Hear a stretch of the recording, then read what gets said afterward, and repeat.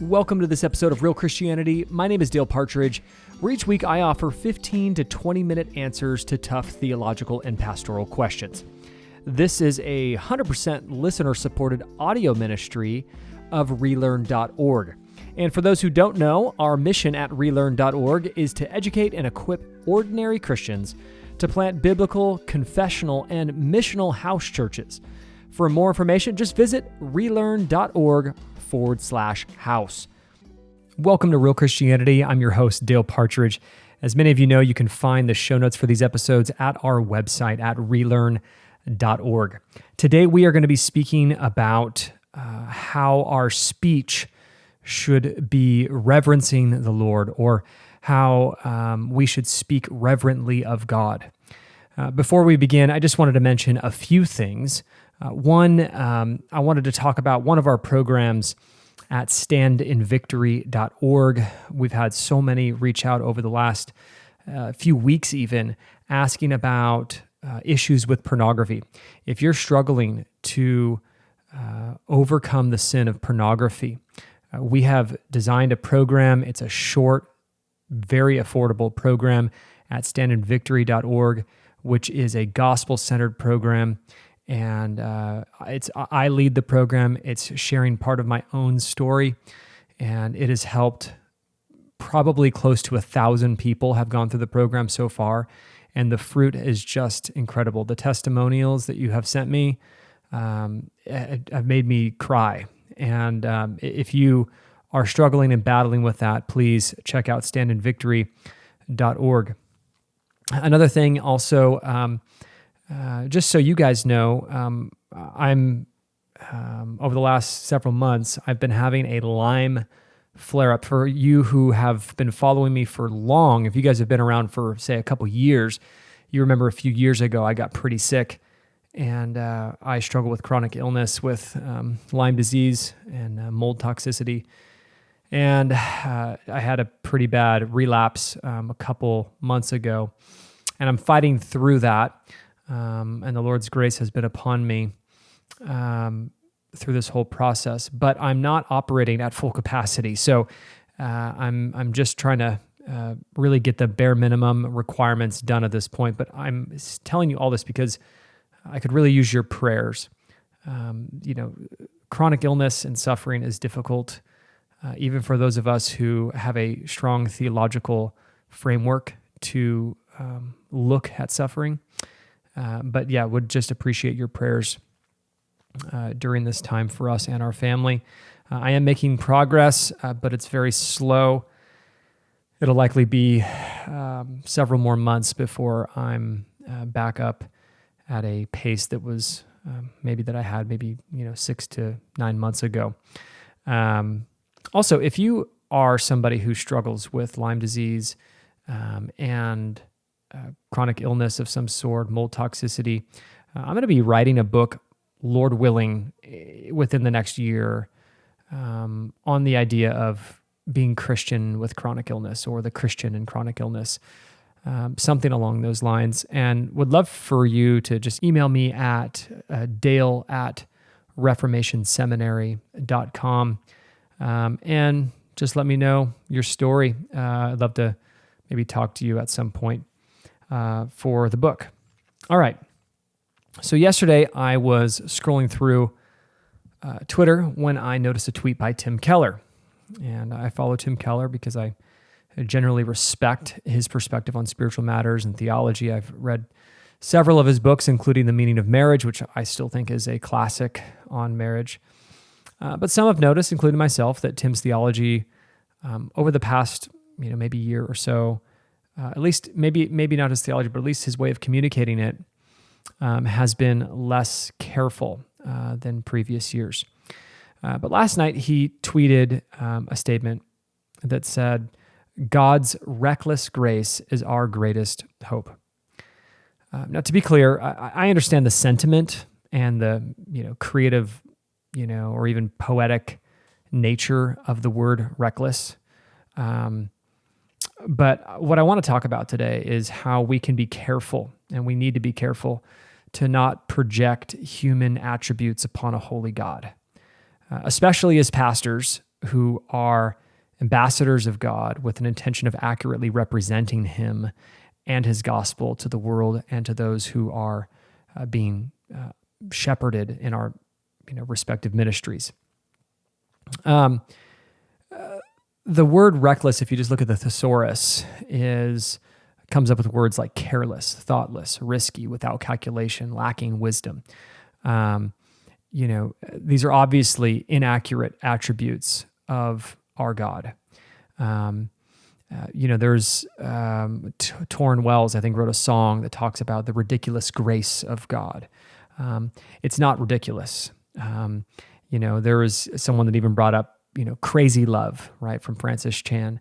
Again, these are creative license or poetic, instruments of explaining a topic that some people get, but some people don't, and some people are frustrated by them, and some people really appreciate them.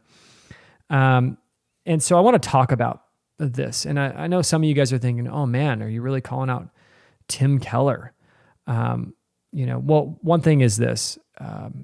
When you make a public error as a pastor on Twitter or something like this, some other platform, it usually requires public correction. I'm not even correcting Tim Keller directly. I'm just saying, hey, we shouldn't think this way.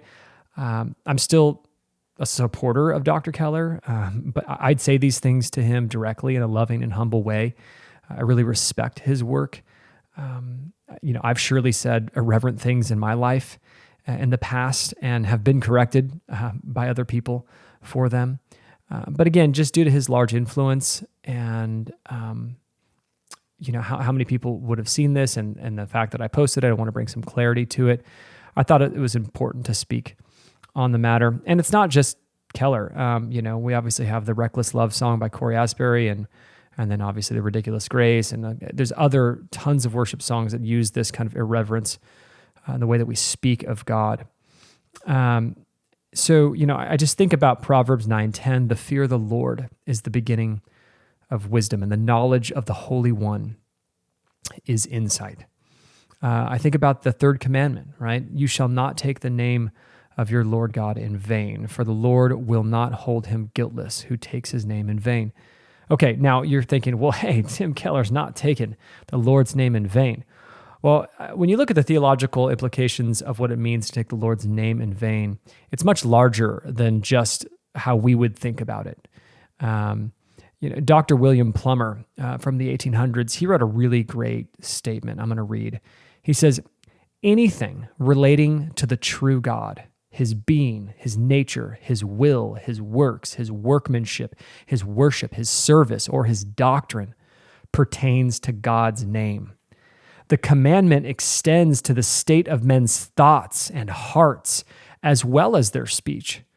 To take God's name in vain is to use it in any frivolous, false, inconsiderate, irreverent, or otherwise wicked manner.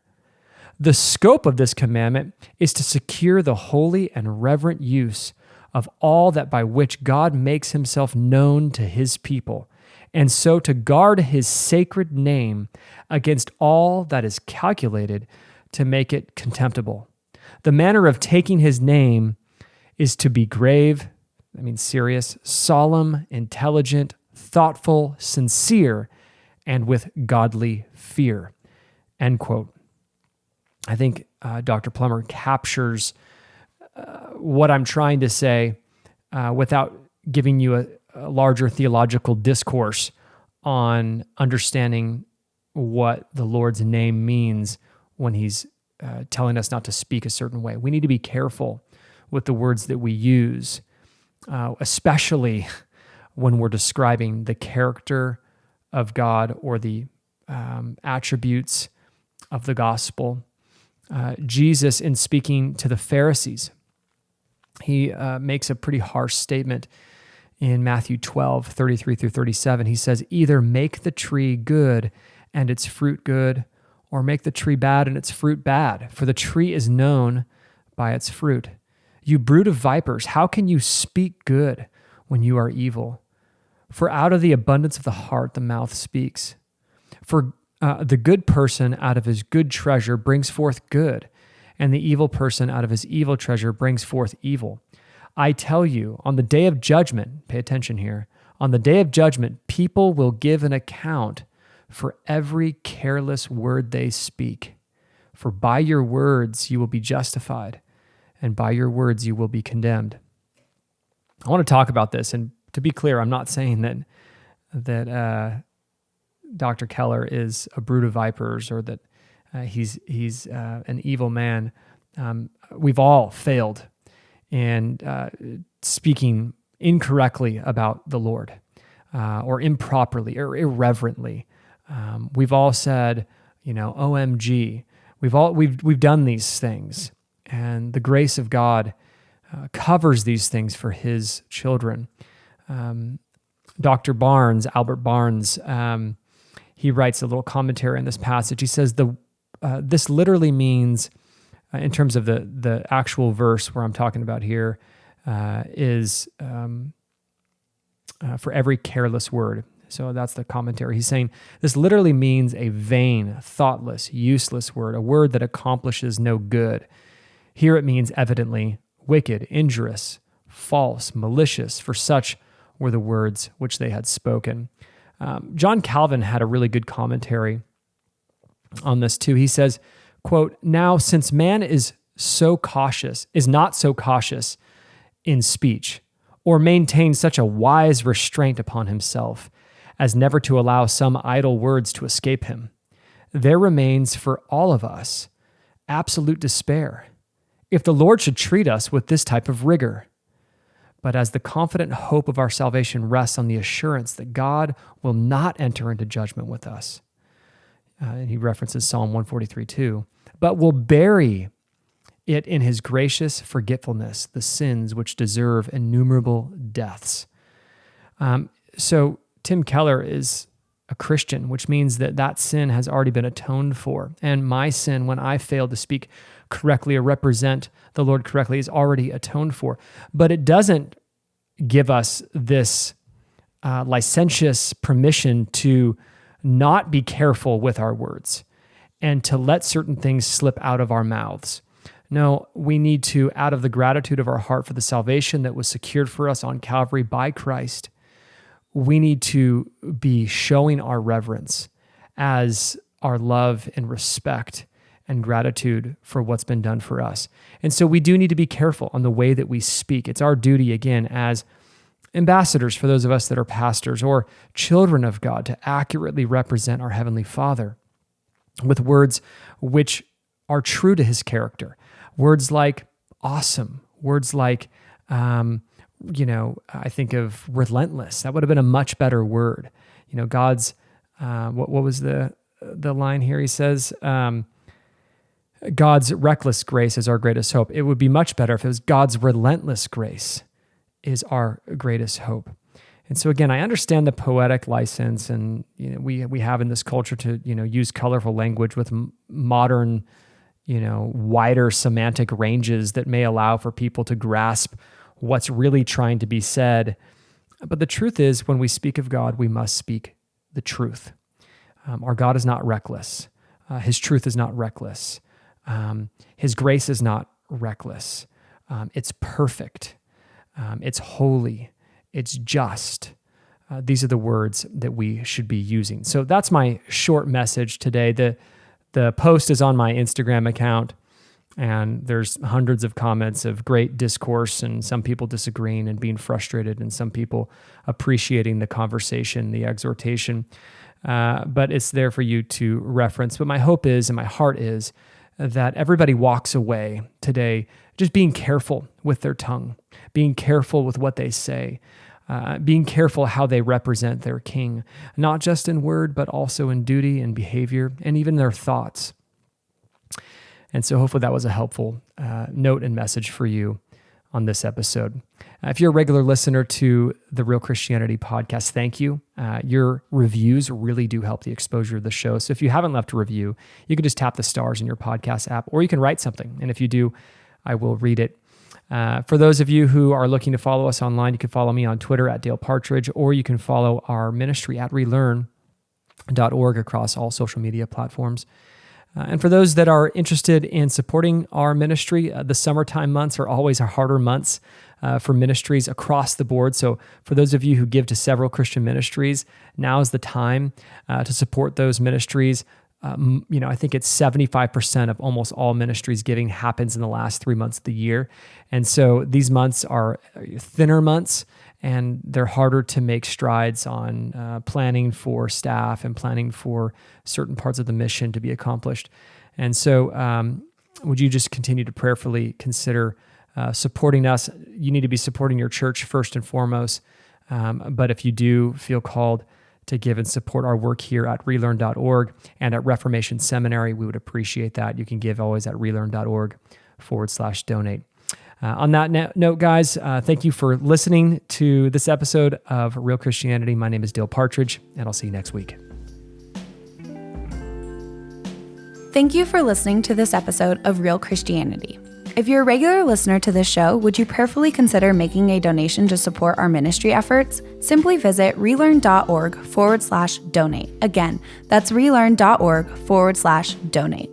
And for those looking to explore the idea of joining or planting a church in your home, you can download our free PDF ebook titled The Basics of Biblical House Church by visiting relearn.org/house.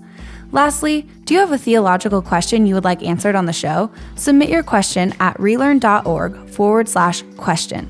Thanks for joining us on this episode of Real Christianity. We will see you next Wednesday.